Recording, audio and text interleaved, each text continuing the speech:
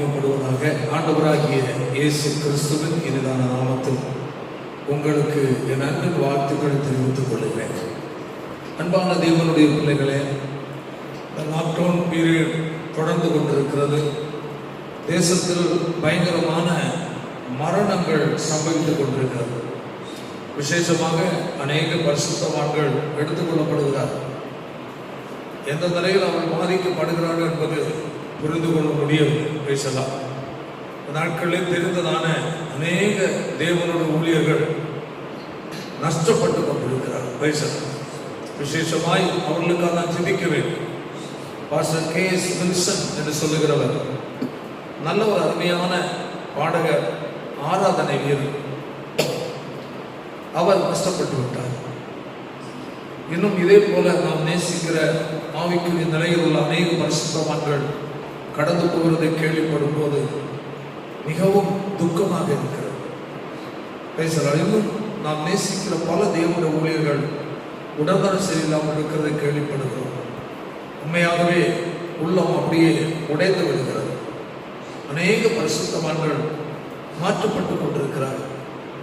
இவர்களை யோசிக்கும் போது கடைசி நாட்கள் என்பதுதான் அறிந்து கொள்ள முடிகிறது.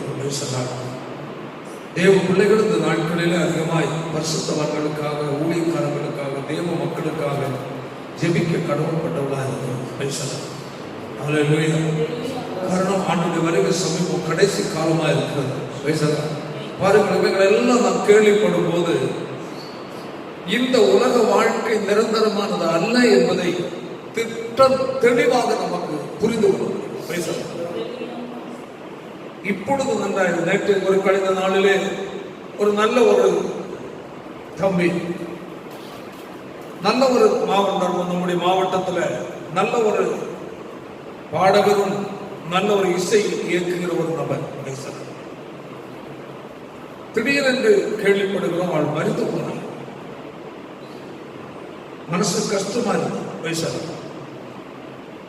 இப்படி தேவனால் பயன்படுத்தப்படுகிற அநேக நபர்கள் நஷ்டப்படும் போது அவருடைய மனசு பொறுக்கவே தாங்க முடியாது. தேவனுடைய பிள்ளைகள் அதிகமாக நாம் ஜெபிக்க கடமைப்பட்டதாக. கர்த்தருடைய பிள்ளைகள் இந்த நாட்களில் அதிகமாக பரிசுத்தவான்களுக்காக, தேவ ஜனங்களுக்காக ஜெபியுங்கள். நாம் ஜெபிக்க தான் முடியும். என்னதான் ஆனாலும் குறிப்பிட்ட காலம் அவர்களுக்கு கொடுக்கப்பட்டது, முடிந்து விட்டது. ஆர்டர் எடுக்கிறார். ஏதோ ஒரு சூழ்நிலை வேதத்தில் அதற்கும் ஏராளமான வசனங்கள் ஒன்று பேசலாம். சரி, ஆனாலும் இந்த நாளில் சற்று நேர சிந்தனைக்காக ஒரு வசனத்தை நான் உங்களுக்கு முதலாக வாசிக்க விரும்புகிறேன். எபிரேயர்கள் நிறுவனம் 12வது அதிகாரம், அதனுடைய 28வது வசனத்தை நாம் வாசிக்க கேட்போமாக.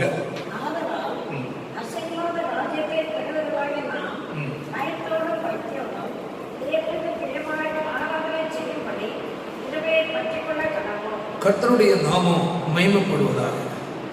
அன்பான தேவனுடைய பிள்ளைகளை, இங்கு நாம் ஒரு வசனத்தை நாம் வாசிக்க கேட்டோம். பேசலாம். வேதம் நமக்கு இந்த நாட்களிலே நமக்கு எச்சரிப்பாய் ஒரு தைரியம் கொடுக்கிற நிலையில், நமக்கு ஒரு ஆறுதல் கொடுக்கிற நிலையில், நமக்கு ஒரு சமாதானம் கொடுக்கிற நிலையில் இப்பொழுது நாம் கேட்ட வசனம் நமக்கு காணப்படுகிறது. என்ன சொல்லப்பட்டிருக்கிறது? ஒருவரோட வாசிப்போம். ஆதலால் அசைவில்லாத ராஜ்யத்தை பெறுகிறவர்களாகிய நாம் பயத்தோடும் பக்தியோடும் தேவனுக்கு பிரியமாய் ஆராதனை செய்யும்படி கிருபையை பற்றி கொள்ள கடவுள். அன்பான தேவனுடைய பிள்ளைகளை, எபிரேயர்கள் நிருபம் 11வது அதிகாரம் பார்க்கும்போது, அதை தொடர்ந்து 12வது அதிகாரத்தை பார்க்கும்போது பரிசுத்தவான்களுடைய தேவன் விரும்புகிற நிலையில் ஒரு வாழ்க்கை, அதனுடைய 11வது அதிகாரத்தில் விசுவாச வீரர்களை குறித்து சொல்லப்பட்டிருக்கிறது. 12ஆம் அதிகாரம் ஆண்டவர் மேல் இயேசுவை நோக்கி ஓடுகிற ஒரு ஓட்டத்தின் முடிவையும் அங்கு காட்டப்பட்டிருக்கிறது. இந்த பகுதியில் நமக்கு தேவன் வைத்திருக்கிற ஒரு ராஜ்யம், அசைவில்லாத ராஜ்யத்தை பெறுவதற்காக நாம் தெரிந்து கொள்ளப்பட்டவர்கள். ஏனென்றால் இந்த உலகம் அசைந்து போகும். ஒன்றில் மரணம் ஒரு மனுஷனை பிடிக்கும், இல்லை என்றால் இந்த உலகம் முற்றிலுமாக ஒரு நாள் அழிந்து போய்விடும். பேசுறாங்க. அதனால் தேவன் நமக்கு வாக்கு பண்ணி இருப்பது அசைவில்லாத ராஜ்யத்தை பெறுவதற்காக தான் தேவன் நம்மை தெரிந்து கொண்டிருக்கிறார். பேசுறாங்க. அதை குறித்து ஆபிரகாமை குறித்து அங்கு சொல்லப்பட்டிருக்கிறது. அதனுடைய எபிரேயருக்கு நிருபம் 11வது அதிகாரத்தில் அதனுடைய 10ஆம் வசனத்தை வாசிப்போமாக. ஏனெனில் தேவன் தாமே கட்டி உண்டாக்கின அஸ்திவாரங்கள் உள்ள நகரத்திற்கு அவன் காத்திருந்தான் சொல்லப்பட்டான். ஹல்லேலூயா. ஆபிரகாமுடைய ஒரு பார்வை. ஆமென். ஹல்லேலூயா. நமக்கு வாசித்தோம் அசைவில்லாதது, அப்படி என்றால் அஸ்திவாரங்கள் உள்ளது. ஆமென். இந்த பூமிக்குரிய ராஜ்யங்கள், வாழ்க்கைகள் ஒன்றும் ஸ்திரமானதல்ல, நிரந்தரமானதல்ல என்பதை நாம் முற்றிலும் அறிந்து கொண்டிருக்கிறோம். ஆனால் ஆண்டவரை ஏற்றுக்கொண்ட தேவனுடைய பிள்ளைகளுக்கு ஆமென் ஹல்லேலூயா அசைவில்லாத ஒரு ராஜ்யத்தை கர்த்தர் நமக்கு ஆயத்தப்படுத்தி வைத்திருக்கிறார். அதை ஆண்டவர் ஒரு மனுஷனை தெரிந்து கொள்ளும் போது, ஒரு தேவனுடைய பிள்ளையை ரட்சிக்கும் போதே ஆமென் அந்த நாட்டை குறித்த, அந்த ராஜ்யத்தை குறித்த ஒரு எதிர்பார்ப்பும் அங்கு உண்டாகி விடுகிறது. ஆமென். இயேசுவை ஒரு தேவ பிள்ளை ஏற்றுக்கொள்ளும் போதே அவனுக்குள் ஒரு நம்பிக்கை உண்டாகிறது. ஆமென். எனக்காக நான் ஒரு ராஜ்யத்தை ஆயத்தப்படுத்தி வைக்கிறேன். இது ஒருவர் சொல்லி அல்ல, சொல்லாமலே அந்த வாஞ்சை ஏற்பட்டு விடுகிறது. காரணம் என்ன? பரலோகத்தின் தேவனாகிய கர்த்தர் நமக்குள்ளே கடந்து வந்து விட்டார். ஹல்லேலூயா. நம்முடைய சிந்தை மாறிவிடுகிறது, அந்த பரலோகத்துக்குள்ள சிந்தைக்குள் கடந்து போய்விடுகிறது. ஹல்லேலூயா. ஹல்லேலூயா. அதான் சொல்லப்பட்டிருக்கிறது அங்கு 10ஆம் வசனம் ஒருமுறை கூட, ஏனெனில் தேவன் தாமே கட்டி உண்டாக்கின நகரம். ஹல்லேலூயா. தேவன் தாமே கட்டி உண்டாக்கின. எவ்வளவு அன்றைக்கு ஆபிரகாமே அதை தேவன் அந்த நாட்டு ராஜ்யத்தை குறித்து அறிந்திருக்கிறார். ஹல்லேலூயா. தேவன் தாமே கட்டி உண்டாக்கின அஸ்திவாரங்கள் நகரம். எவ்வளவு ஒரு அருமையான கர்த்தருடைய வார்த்தை பாருங்கள். அதனுடைய 13ஆம் வசனத்தை கூட வாசிப்போம். இவர்கள் எல்லாரும் வாக்கு தத்தம் பண்ணப்பட்டவைகளை அடையவில்லை, அடையாமல் தூரத்திலே அதை என்ன செய்தார்கள்? கண்டு நம்பி அணைத்துக் கொண்டு பூமி மேல் தங்களை எப்படி அந்நியரும் பரதேசிகளும் என்று அறிக்கையிட்டு விசுவாசத்தோடு மறித்தார். எவ்வளவு அருமையான கர்த்தருடைய வார்த்தை பாருங்கள். தூரத்திலே கண்டு கொண்டார்கள். அந்த நன்றுதான் பார்த்தோம். எதை கண்டு கொண்டார்? தேவன் தாமே கட்டி உண்டாக்கின அஸ்திவாரங்களுள்ள நகரத்தை அவன் கண்டான். கர்த்தர் இடத்தை ஆயத்தப்படுத்தி வைத்திருக்கிறார். அது மனிதனால் உண்டானதல்ல, சர்வ அண்ட சராசரத்தை உருவாக்கின தேவனால் ஆயத்தப்படுத்தப்பட்டது. ஆமென். ஹல்லேலூயா. அந்த யோவான் 14 நமக்கு சொல்லப்பட்டிருக்கிறது. ஹல்லேலூயா. 14:1-2 வாசிக்கும் போது, உங்கள் இருதயம் கலங்காதிருப்பதாக தேவனிடத்தில் விசுவாசமாயிருங்கள், என்னிடத்தில் விசுவாசமாயிருங்கள். என் பிதாவின் வீட்டில் அநேக வாசஸ்தலங்கள் உண்டு. ஹல்லேலூயா. ஆண்டவரை ஏற்றுக்கொண்ட தேவ மக்களுக்காக ஒரு ராஜ்யம் ஆமென் இதோ காணப்படுகிறது. ஹல்லேலூயா. பிதாவின் வீட்டில் அநேக வாசஸ்தலங்கள் உண்டு. அப்படி இல்லாதிருந்தால் நான் உங்களுக்கு சொல்லியிருப்பேன், ஒரு ஸ்தலத்தை உங்களுக்காக என்ன செய்ய போறேன்? ஆயத்தம் பண்ண போறேன். ஹல்லேலூயா. நமக்குள்ள ஒரு பெரிய நம்பிக்கை, நம்முடைய அருமை ஆண்டவர் ஒரு ஸ்தலத்தை ஆயத்தம் பண்ண போயிருக்கிறார். ஓ பரலோக பிதாவினுடைய ராஜ்யம். ஹல்லேலூயா. அநேக வாசஸ்தலங்கள் உண்டு. ஆமென். அந்த ஒரு ஸ்தலத்தை உங்களுக்காகவும் எனக்காகவும் நம்முடைய கர்த்தர் ஆயத்தப்படுத்த போயிருக்கிறார். ஹல்லேலூயா. பழைய ஏற்பாட்டில் பரிசுத்தவர்கள் கண்டார்கள், தூரத்தில் கண்டார்கள். அல்லேலூயா. அதனுடைய 11 வசனம் வாசித்த வசனம், தூரத்திலே அவைகளை கண்டு. அல்லேலூயா. எதை? அஸ்திவாரமுள்ள நகரத்தை, எதை? தேவன் கட்டி உண்டாக்கின நகரத்தை தூரத்தில் பார்த்தார்கள். மாமிச கண்ணால் அல்ல. அல்லேலூயா. அவர்களுடைய பார்வை மாமிசிகமான பார்வை அல்ல. அல்லேலூயா. அவருடைய பார்வை விசுவாச கண்ணால். ஆபிரகாமுக்கு கட்டப்பட்ட அவர் விசுவாச தகப்பன் நாங்கள் வேதம் நமக்கு ஞாபகப்படுத்தும். அப்படி என்ன? தூரத்திலே கண்டுகொண்டோம். அல்லேலூயா. வாக்கு பண்ணின தேவன் உண்மை உள்ளவர், அவர் வாக்கு மாறாதவர் என்பதை ஆபிரகாம் தூரத்திலே கண்டான். அல்லேலூயா. கண்டுகொண்டு அணைத்துக் கொண்டு பூமியில தங்களை எப்படி அந்நியரும் பரதேசிகளும் நினைச்சாங்க. அப்ப பூமியில் அவர்கள் வாழும் போதும் அவருடைய சிந்தை பூரா இந்த பூமி அல்ல. பாருங்கள், ஆபிரகாமுக்கு ஏராளம் சொத்து சுகங்கள் இருந்தது, ஐஸ்வர்யம் இருந்தது. ஆனாலும் கூட அல்லேலூயா, இந்த பூமியில் அவன் வாழும் போது எப்படி அவன் வாழ்ந்தானா? பூமி மேல் தங்களை அந்நியராக பரதேசிகளுமாக அறிக்கையிட்டார்கள். ஆமென் சொல்லுவோம். எவ்வளவு நல்ல ஒரு வார்த்தை பாருங்கள். ஆபிரகாம் ஒன்றும் இல்லாதவன் அல்ல, ஏராளம் இருந்தது, ஐஸ்வர்யம் இருந்தது. நமக்கு தெரியும், ஆதியாகமத்தில் 13ஆம் அதிகாரத்தை பார்க்கும்போது சொல்லப்பட்டிருக்கிறது. ஆபிரகாமுக்கு திரளான ஆடு மாடுகள், வேலைக்காரர்கள் எல்லாரும் இருந்தார்கள், லோகத்துக்கும் இருந்தார்கள். அல்லேலூயா. அந்த அவர்களுக்கு ஐஸ்வர்யம் பெறுகிறதுனாலே, ஆடு மாடுகள் பெறுகிறதுனால தான் லோகத்தும் ஆபிரகாமும் ஒருவரை பிரிய வேண்டிய சூழ்நிலை ஏற்பட்டது. ஆமென். அவ்வளவு பெரிய அவன் ஐஸ்வர்யவானாக இருந்த போதிலும் கூட அவனுடைய பார்வை பூமியில் உள்ள ஐஸ்வர்யத்தின் மேல் அல்ல. ஆமென். அவன் தூரத்தில் அவன் நகரத்தை கத்தர் வைக்கிறான். கர்த்தருடைய வார்த்தையை கேட்கிற பிரியமான தேவனுடைய பிள்ளையே, உன்னை கர்த்தர் இந்த பார்வைக்கு தான் உன்னை அழைக்கிறார். இதே பார்வை உனக்குள்ள, இதே சிந்தை உனக்குள்ள வர வேண்டும் என்று கர்த்தர் எதிர்பார்க்கிறார்.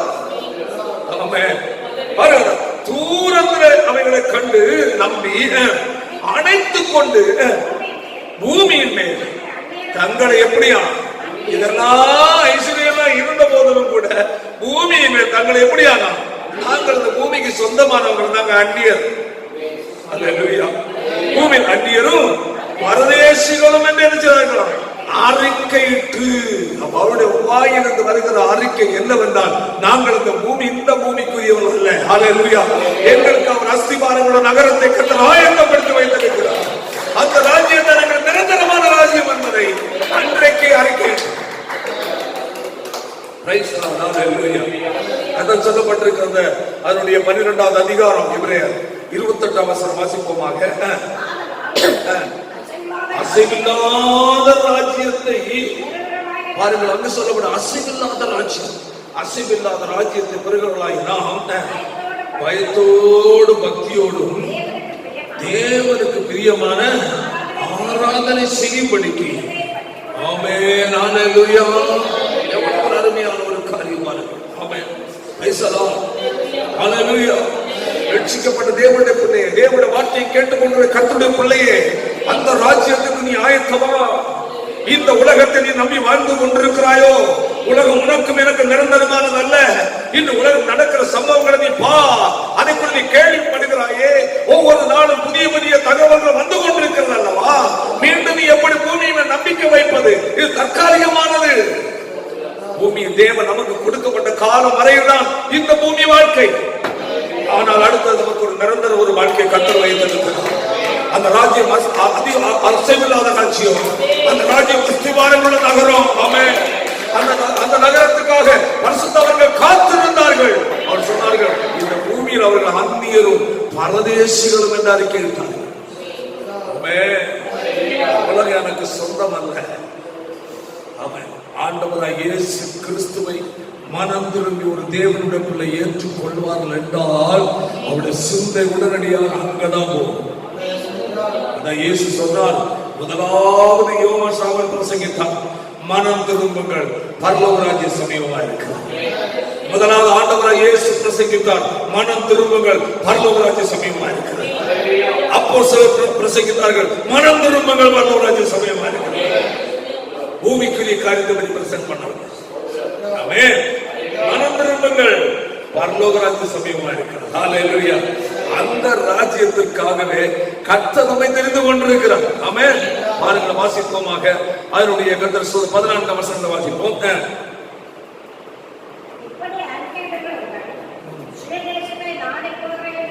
இப்படி அறிக்கை இடுகிறவர்கள் சுய தேசத்தை நாடி போகிறோம் என்று தெரியப்படுத்துகிறார்கள். கையை உயர்த்தி.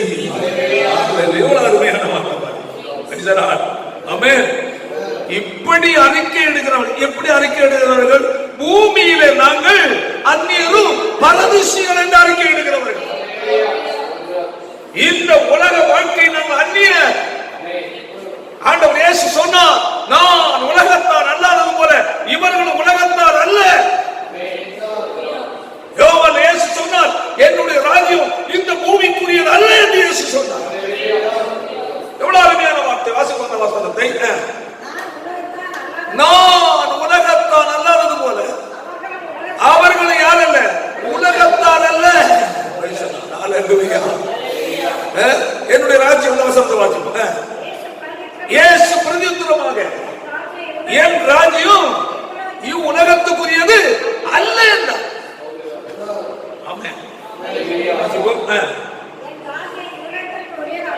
என் ராஜ்யம் இந்த உலகத்துக்குரியதாக நான் யாரிடத்தில், யூதர்களுக்கு ஒப்புக் கொடுக்கப்படாதபடிக்கு போராடி இருப்பார்கள். ஆமென். அல்லேலூயா. அதாவது என்னுடைய ராஜ்யம் இந்த உலகத்துக்குரியது அல்ல. ஆமென். என்னுடைய ராஜ்யம் பரலோக ராஜ்யம் என்பதை கர்த்தர் அங்கு சுட்டி காட்டுகிறார். இந்த உலகத்துக்குரிய ராஜ்யமா இருந்தால் இயேசு சிலுவை மரணத்துக்கு தம்மை ஒப்புக் கொடுக்க மாட்டார். இங்கேயே யுத்தம் நடக்குமே. ஒரு வார்த்தை அவர் சொன்னா போதுமே, எல்லாம் மொத்தமா போயிருவேன். அதான் சொல்றேன், என்னுடைய ஊழியக்காரர்கள் போராடி இருப்பார்களே, ஆதலால் என்னுடைய ராஜ்யம் இவ்வுலகத்துக்குரியது அல்ல. அதனால் இங்கு நாம் பார்க்கும் அவர்கள் அந்த பரிசுத்தவான்களை சொல்லும் போது பூமியிலே அவர்கள் எப்படியா அந்நியரும் பரதேசிகள் என்று அறிக்கையிட்டார்கள். அல்லேலூயா. 14ஆம் வசனம். இப்படி அறிக்கை இடுகிறவர்கள் சுய தேசத்தை நாடி போகிறோம், எங்களுக்கு ஒரு ராஜ்யம் இருக்கிறது, எங்களுக்கு ஒரு ராஜ்யத்தை கர்த்தர் ஆயத்தப்படுத்தி இருக்கிறார், எங்களுடைய ராஜ்யத்தை நாடி போகிறோம் என்று தெரியப்படுத்துகிறார். அவருடைய அறிக்கை, அவருடைய வாழ்க்கை வெளிப்படுத்துகிறது.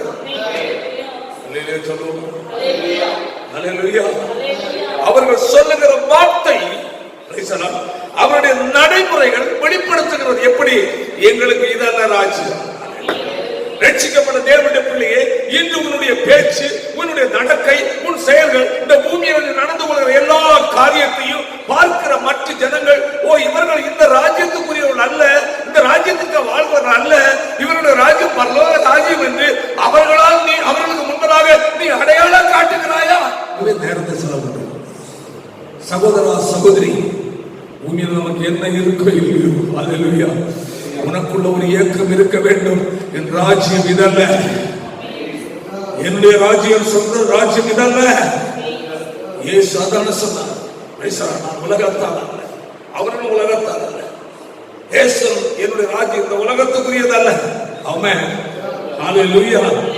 சொல்கிறார், இப்படி அறிக்கை இடுகிறவர்கள் சுய தேசத்தை நாடி போகிறோம். நாம் வேறொரு ராஜ்யத்திற்காக, பரம ராஜ்யத்திற்காக, தேவன் ஆயத்தப்படுத்த ராஜ்யத்திற்காக, கர்த்தர் நமக்காக ஆயத்தப்படுத்த அந்த ராஜ்யத்திற்காக நாங்கள் நினைச்சோம் நாடி போகிறோம் என்று நினைவுபடுத்துகிறார்கள். அவருடைய வாழ்க்கை வெளிப்படுத்துகிறது, பேச்சு வெளிப்படுத்துகிறது, அவர் செயல் வெளிப்படுத்துகிறது.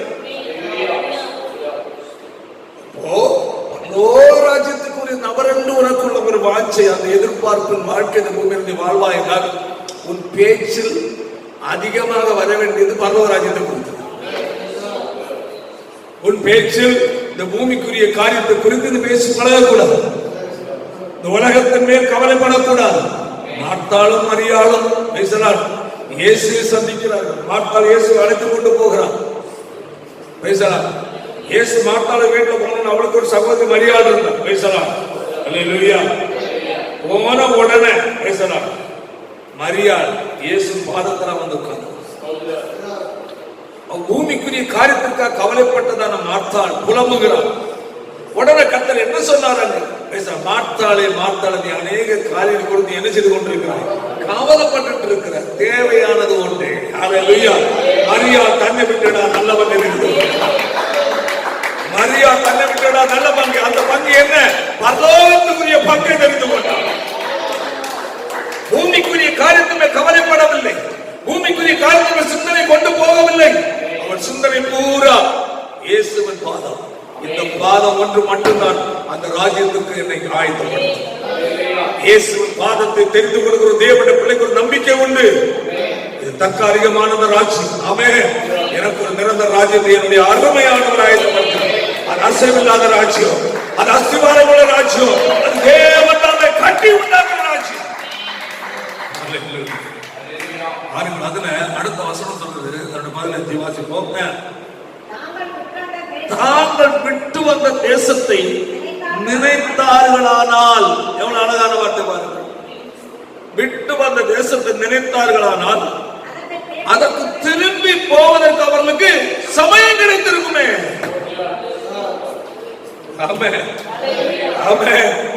எவ்வளவு அழகான வார்த்தை பாருங்க. தனியா படிக்க வேண்டாம். அதிகாரம் 12 அதிகாரம் ரொம்ப அருமையான வார்த்தை சொல்லுகிறார். தாங்கள் விட்டு வந்த தேசத்தை நினைத்தார்களானால், அப்ப அவங்க நினைக்கவே இல்லை. பாருங்க, அதான் சொல்லுவது. தாங்கள் விட்டு வந்த தேசத்தை நினைத்தார்களானால், அப்போ நாங்கள் இதற்கு நம்ம இதுக்கு போறோம், அந்த இடம் என்னன்னு தெரியாது, எங்க போறோம்னு தெரியாது, எப்படிப்பட்ட இடம் நமக்கு தெரியாது, என்ன ஒரு சிந்தை இருந்திருந்தால் பைசா அவங்க விட்டு வந்த தேசத்துக்கு போகணும்னு நினைச்சிருந்தால் அதற்கு போவதற்கு அவங்க என்ன கிடைத்திருக்கு? சமயம் கிடைத்திருக்கும். அல்லேலூயா. ஆனா அவர்கள் அந்த ராஜ்யத்தை விட்டு வந்த தேசத்தை என்ன செய்யவில்லை? நினைக்கவில்லை. என்ன செய்யல? நினைக்கல. எங்களுக்கு விட்டு வந்த தேசம் அல்ல, எங்களுக்கு ஒரு ஸ்தலத்தை ஆயத்தப்படுத்தி இருக்கிறார். அது தேவன் கட்டி உண்டாக்குற நகரம், அது அஸ்திபாரமான நகரம், அது அசைவில்லாத ராஜ்யம். சமயம் கிடைத்திருக்குமே. அதை அல்ல, எதை அல்ல? பூமிக்குரிய இடத்தை அல்ல, எதை அல்ல? விட்டு வந்த தேசத்தை அல்ல, எதை அல்ல? உலகத்துக்குரிய காரியத்தை அல்ல, அதை அல்ல.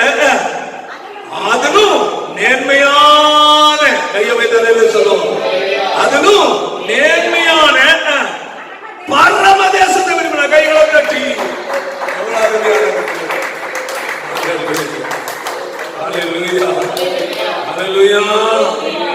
அதை அல்ல, இதை அல்ல, விட்டு வந்த தேசத்தை அல்ல, நம்ம பார்த்துக்கிறது இதை அல்ல, உலகத்தை அல்ல, உலகத்துக்குரிய காரியத்தை அல்ல, உலகத்துக்குரிய காரியத்தை ஓடுவதல்ல, அதிலும் மேன்மையான, இந்த உலகத்துக்குரிய வாழ்க்கையிலும் மேன்மையான. ஆமென். இது மேன்மையானது அல்ல, இது அழிந்து போகுது.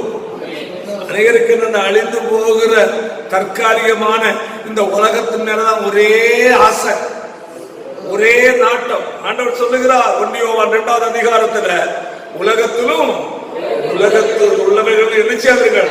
அன்பு கூறாதீர்கள். அல்லேலூயா. உலகத்திலும் உலகத்தில் உள்ளவைகளும் அன்பு கூறாதீர்கள். ஒரு உலகத்தில் அவன் அன்பு கூர்ந்தால் அவனுக்கு என்ன இல்லை? பிதாவின் அன்பு இல்லை. தேவனுடைய அன்பு அவனுக்குள்ள இல்லை. அப்ப தேவன் மேல் உள்ளதால் அன்பு அவனுக்குள்ள இல்லாததால் அந்த அவன் ஆயத்தப்பட்ட ராஜ்யத்தை அவன் போக முடியாது. ஏன்? இந்த உலக அன்பு அதை தடுக்கிறது. ஏன்? கண்கள் நிச்சயம், மாம்ச நிச்சயம், ஜீவனத்தின் பெருமையும் உலகத்தில் உள்ளவைகள் எல்லாம் பிதாவினால் உண்டாவன, பிதாவினால் உண்டாகாதவைகள் மேல் நீ அன்பு பாராட்டாதே என்ற கருத்தை சொல்லுகிறார். உலகத்தில் எது இருந்தாலும், அல்லேலூயா, இல்லாமல் இருந்தாலும், அதிகமா இருக்கும், கொஞ்சமா இருக்கும், ஆனாலும் இவைகள் மேல் நீ மனசை வைக்காது, இவைகள் மேல் நீ அன்பு வைக்காது. அல்லேலூயா. ஏன்? தற்காலிகம். இது உன்னை ஏமாற்றும், இது உன்னை கைவிடும். அல்லேலூயா. அதை அல்ல, அதிலும் மேன்மையான பரமதேசம். அதற்கு ஒரு பேர் போட்டிருப்பார். பேர் ஒன்று மேன்மையான, அடுத்தது பரமதேசம். பரமதேசம். அல்லேலூயா. மேன்மையான, அது என்ன உலகத்துக்குரியதல்ல, மேன்மையான. அடுத்தது பரமதேசத்தையே விரும்பினார்கள். அல்லேலூயா, அல்லேலூயா. அன்பான தேவனுடைய பிள்ளையே, உன்னுடைய வாழ்க்கையில் இந்த ஏக்கம் இருக்கா? இந்த விசுவாசம் இருக்கா? இந்த தாகம் இருக்கா? இந்த உலகத்துல நமக்கு உலகம் கொடுப்பது நம்ம போராட்ட பிரச்சனை கஷ்டம். பாருங்க, எவ்வளவு பெரிய கொள்ள நோயினால் மக்கள் பாதிக்கப்பட்டு அலைமோதுகிறார். யார் பேசினாலும் என்னங்க வாழ்க்கை, இன்னொருவரை பார்த்து பேசுவார் சொல்றாங்க, என்னமோங்க அவ்வளவுதான். யாருக்கு எப்ப என்ன நடக்குது யாரும் சாப்பிட்டு தெரியும். மனுஷனோட வார்த்தையே அவ்வளவுதான், முடிஞ்சு போச்சு இந்த வாழ்க்கை, அவ்வளவுதான் என்று பேசுற அளவுல இன்று நிலைமை மாறி போச்சு. ஆனால் இந்த வார்த்தை தேவ பிள்ளையோட வாயில வராது. அல்லேலூயா. ஏன்? ஆமென். எனக்கு இதல்ல ஐயா, இதில் மேன்மையான ஒரு பரமதேசம் இருக்கு. இங்க கண்ணை மூடனா அங்க நான் கண்ணை திறப்பேன். அல்லேலூயா, அல்லேலூயா. அப்படிப்பட்ட முழுமையான ராஜ்யத்தை உனக்கு இரங்கத்தில் ஆயத்தப்படுத்தி அன்பான தேவனுடைய பிள்ளையே, இப்படிப்பட்ட நிலையில் உள்ள அந்த பரம ராஜ்யம், அந்த உன்னதமான ராஜ்யம், தேவன் நமக்கு ஆயத்தப்பட்ட ராஜ்யம், அசைவில்லாத ராஜ்யம் நமக்கு இருக்கிறபடியினால் இந்த உலகத்துக்குரிய காரியங்கள் மேல் கவலைப்படாது, பயப்படாது, கலங்காது. அல்லேலூயா. தற்காலிகமானது. இது நமக்கு பிரச்சனை தான் கொடுக்கும், இது நமக்கு உபத்திரவத்தை தான் கொடுக்கும், நமக்கு வேதனை தான் கொடுக்கும். அல்லேலூயா. வேதம் நமக்கு சொல்லுகிறது. அல்லேலூயா.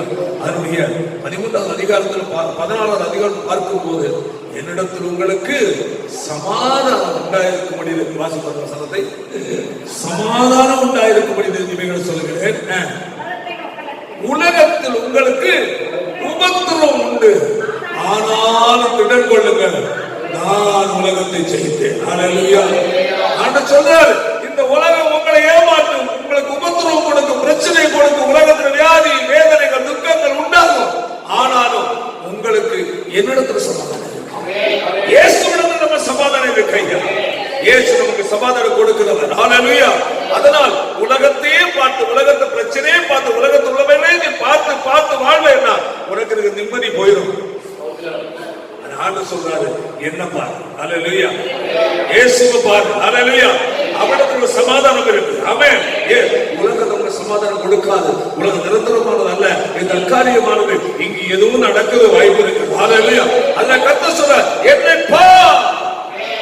ஆமென். அல்லேலூயா, அல்லேலூயா, அல்லேலூயா. எவ்வளவு அருமையான வார்த்தை பாருங்க. எபிரேயர் 3:1 வாசிப்போமாக. எபிரேயர் 3:1 வசனம் வாசிக்கும் போது, இப்படி இருக்க பரம அழைப்புக்கு பங்குள்ளவர்களாகிய பரிசுத்த சகோதரரே, நாம் அறிக்கை பண்ணுகிறவரும் கிறிஸ்து இயேசு என்ன பாருங்க, கவனித்து பாருங்க. அல்லேலூயா. நீங்க கவனித்து பார்க்க ஒரே ஒருவர் இருக்கிறார். ஆமென். நம்பிக்கை கொடுக்கிறவர், குற்றமற்றவர். ஆமென். அந்த பரம ராஜ்யத்துக்கு கொண்டு சேர்க்கிறவர் ஒருவர் இருக்கிறார். அவர் நம்முடைய ஆண்டவர் இயேசு கிறிஸ்து. ஏன் சொல்லுகிற பரம அழைப்புக்கு பங்குள்ள சகோதரரே என்று கூப்பிடுகிறார். ஆமென். பரம அழைப்புக்கு பங்குள்ளவர்களாகிய பரிசுத்த சகோதரர். எவ்வளவு அருமையான வார்த்தை. பரம அழைப்பு இங்க நம்ம பார்த்தோம். அல்லேலூயா. Praise the lord. அதிலும் மேன்மையான பரமதேசம், பரமதேசம் எபிரேயர்ல பார்த்தோம். அங்கு சொல்லப்பட்டு பரம அழைப்பு. அப்ப பரம தேசத்துக்கு போறவர்களை கர்த்தர் அழைத்திருக்கிறது பரம அழைப்பு. அல்லேலூயா. சாதாரண அழைப்பு அல்ல. அல்லேலூயா. பரம அழைப்புக்கு பங்குள்ளவர்களாகிய பரிசுத்த சகோதரரே, அன்பான தேவனுடைய பிள்ளையே, இந்த வார்த்தையை கேட்க உன்னுடைய வாழ்க்கையில இந்த நம்பிக்கை இருக்கிறதா? உன்னை கர்த்தர் பரம அழைப்பு அழைத்திருக்கிறார். அந்த பரலோக ராஜ்யம், அசைவில்லாத ராஜ்யம், அஸ்திபாரமுள்ள ராஜ்யம், அந்த ராஜ்யத்தை அடைய உனக்கு ஒரு நம்பிக்கை இருக்கா? அதற்கு ஒரு சந்தோஷம் இருக்கா? இந்த வார்த்தை நீ சொல்ல முடியுமா? இதிலும் இந்த உலகத்திலும் மேன்மையான பரமதேசத்தை, அல்லேலூயா, நான் இந்த உலகத்தில் அந்நியனும் பரதேசியுமா இருக்கிறேன். இந்த அறிவு உனக்கு இருக்கிறது.